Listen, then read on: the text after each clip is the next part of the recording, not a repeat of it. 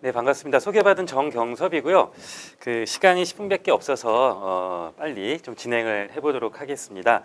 근데 사실 이게 2013년도 얘기라서 뭐 좀 그걸 다시 너무 오래된 얘기일 수 있잖아요. 그걸 다시 좀 얘기한다는 게 조금 부끄럽기도 하고 저도 사실 기억이 좀 가물가물하기도 한데 일단 최대한 좀 잘 전달될 수 있도록 말씀을 드리겠습니다.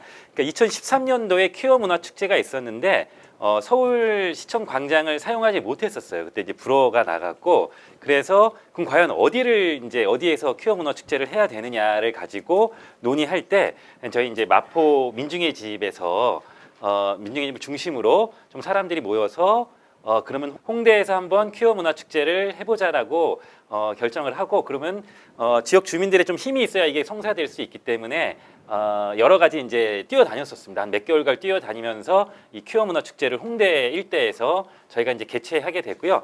거기에 대한 이제 기사들이 좀 나오는데 뭐 그 당시에 그 홍대 상인회죠. 홍대 상인회가 한 100여 개 점포가 되는데 거기 점포 전체가 다 그 무지개 깃발을 다 걸었습니다.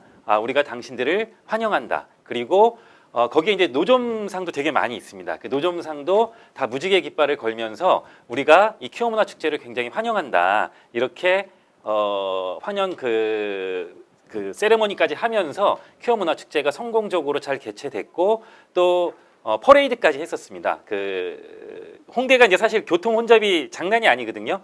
그것도 토요일 날 굉장히 심한데 그거를 퍼레이드를 열려면 이제 도로를 다 저희가 이제 신고를 해야 되잖아요. 경찰서하고의 엄청난 신경전. 근데 이제 경찰에서도 결국 그 도로를 열고 퀴어 문화 축제를 진행할 수 있도록 해줬는데요. 저는 지금 이 모든 것들이 단시간에 이루어진 것이 아니라 굉장히 쌓여왔던 어떤 지역 연대 활동의 그나마 좀 성과가 아닌가라고 생각을 해서 일단은 짧게 좀 보여드리겠습니다. 그 마포에서 일어났던 되게 다양한 투쟁들이 있습니다. 그래서 이제 2007년 상암동 월드컵 경기장을 점거한 그 비정규직 여성 노동자들의 얘기 많이 아실 것 같습니다. 영화 카트로도 나왔었죠. 제가 영화 카트의 우체부 역할로도 출연했었습니다. 이 기회가 돼갖고 이때 제가 같이 있었거든요. 이 점거 현장에 제가 같이 계속 있었는데 그 연으로 영화 카트의 우체부 역할로 출연했고 이 얘기 참 길게 하면 재밌지만 시간이 없기 때문에 넘어가도록 하겠습니다. 이런 어쨌든 여기서부터 지역 연대가 일단 많이 있었습니다. 지역 근처에 있는 상인회에서 월드컵 경기장 안에서 고립된 여성들을 위해서 과일 박스도 갖다 배달해주고 뭐 많이 뭔가를 했었어요. 네, 그런 힘이 일단 있었고요. 그 다음에 2008년도에 제가 이제 몸담고 있는 민중의 집 오픈을 하면서 저희도 지역 네트워크를 굉장히 강하게 하려고 사업 계획을 잡고 노력을 많이 했었습니다. 그 다음에 또 빼놓을 수 없는 게 사실은 2010년도에 마포 지역에서 진보정당 후보가 구의원으로 당선이 됩니다. 또 이게 가지는 힘이 분명히 간과할 수가 없습니다. 이 정치와 또 이 연대가 무시할 수 없는 부분이 있기 때문에요. 진보정당 후보가 구의에 들어가면서 되게 다양한 정보들 또 어느 정도의 이게 힘을 좀 갖게 된 거죠. 또 민중의 집 운영위원이 또 마침 구의원으로 들어가게 돼갖고 저희가 되게 다양하게 이제 지역 사안에 대해서 샅샅이 알 수 있게 된 계기가 됐습니다. 오진아 의원이라고 이제 들어갔죠. 그 다음에 2011년도에 청소노동자 홍대에서 청소하는 분들의 그 투쟁들이 있었고 이때도 굉장히 많은 지역 연대가 또 있었습니다. 그래서 이때 마포 상인회에서 이미 아침에 그러니까 돈으로 환산하면 좀 그렇지만 80만 원어치 이제 국을 끓여 갖고 가서 이 청소하시는 노동자들 파업 중인 노동자들의 아침거리를 따뜻한 국을 대접하면서 농성장도 지지 방문하고 이런 일들이 이미 있었습니다.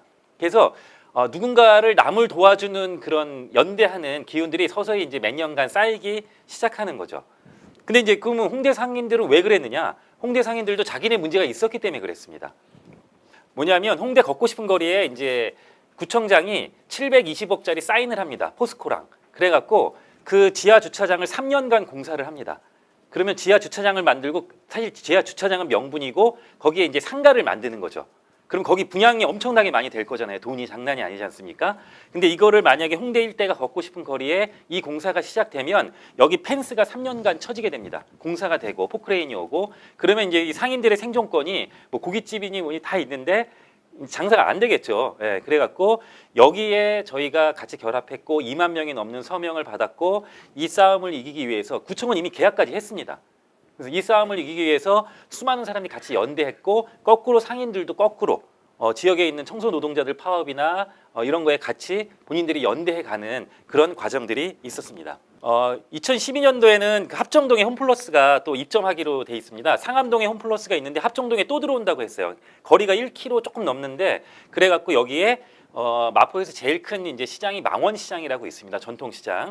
망원시장 상인들이 함께 모여갖고 그거를 저지하는 싸움을 했는데 그때 이제 민중의 집이 42개 단체, 지역 단체를 모아서 대책위를 결성하고 함께 싸웠습니다. 사실 이 표현이 그렇지만 이제 데모 많이 안 해보셨던 분들이잖아요. 근데 데모를 잘 이렇게 가르쳐 드리는 것도 굉장히 중요한 일이잖아요. 그래서 저희가 뭐 시장 철시까지 했어요. 시장 문을 전체 다 닫고 3보 1배로 여의도까지 가고 뭐 이런 것들 상인들이 같이 다 하고 저희는 이제 그런 집회 기획이나 이런 데모 기획을 하면서 500일 넘게 같이 이제 연대하면서 함께 싸웠었죠. 또 이때는 거꾸로 아까 2007년도에 보셨던 홈플러스 여성 노동자들, 비정규직 여성 노동자들이 같이 연대해서 같이 간담회도 하고 야유회도 가고 이러면서 서로의 처지를 이해하게 되는 그런 상황입니다. 이 연대라는 게 결국 그런 것 같습니다. 만남을 통해서 서로가 괴물이 아니고 서로가 괜찮은 사람들이고 또 서로가 어떤 아픔이 있는지를 그냥 아주 편안하게 듣고 공감할 수 있는 그런 게 바로 이제 만남이었던 것 같고요. 그런 만남의 장소들을 저희가 많이 제공했고 또 그걸 통해서 서로의 처지를 알게 된 거죠. 퀴어 문화 축제도 마찬가지입니다. 그 전에 상인들은 성소수자 하면은 마치 진짜 괴물 보듯이 생각을 했고 나는 언니 살갗도 닿으면 안 되는 사람, 한 번도 자기 인생에서는 본 적이 없다고 착각하는 거죠. 본 적이 없는 사람으로 이렇게 생각했지만 이런 연대 과정을 통해서 여기도 퀴어 우리 마포에 있는 많은 그 성소수자들이 여기 많이 연대했거든요. 현수막도 실제로 많이 붙이고 우리 성소수자들이 이 싸움을 지지한다 이런 걸 계속 붙였어요. 현수막을. 그러니까 저분들도 우리를 도와주고 있구나. 근데 만나 보니까 똑같은 사람이고 또 술도 먹고 노래방도 가고 그러면서 이게 굉장히 친밀감이 굉장히 쌓이는 그런 과정들이 있었던 거죠. 네, 이렇게 뭐 삭발도 제가 이렇게 하라고 해서 이 상인 회장들이 삭발도 하시고 고생 많이 하셨습니다. 근데 그러면서 이제 사실 뭔가가 이제 애틋하게 싹텄던 거죠. 네, 결국은 그렇게 됐고 그다음에 두리반이라고 지역에 있었죠. 그 저희 마포 지역에 있었습니다. 두리반도 500일 넘게 저희가 함께 지역에 있는 다양한 시민사회 단체들, 문화예술 단체들이 함께 이 두리반에 연대했고 상인들도 마찬가지로 연대했고 당연히 성소수자들도 여기 와서 같이 연대하고 농성했던 그런 경험들. 그러니까 뭐가 끊임없이 마포에서 이런 싸움이라고 해야 되나요? 이런 자기 목소리들을 더 적극적으로 주장하는 일들이 있었고 이게 굉장히 또 함께 연대하면서 이루어졌던 게 있었던 것 같습니다.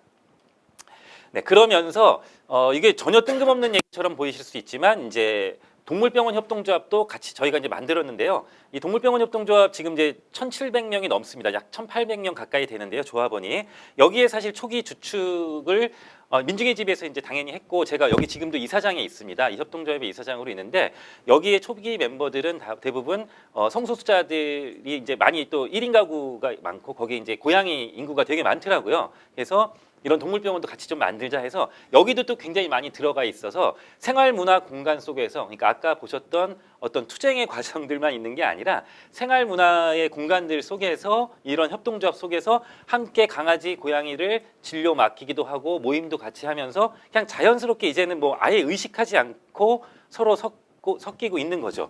네, 그래서 저희도 이제 여기 얼마 전에 무지개 깃발 하나 크게 달았었는데 왜냐하면 요구를 하죠. 우리 조합원들 중에 성소수자 조합원들이 되게 많기 때문에 그런 거 좀 해라라고 요구하면 당연히 또 그렇게 당연히 합니다. 네, 그러면서 그런 인식이나 이런 것들이 함께 개선이라고 해야 되나요? 저는 좋아지고 있는 것 같습니다. 서로 이제 연대하는 거죠.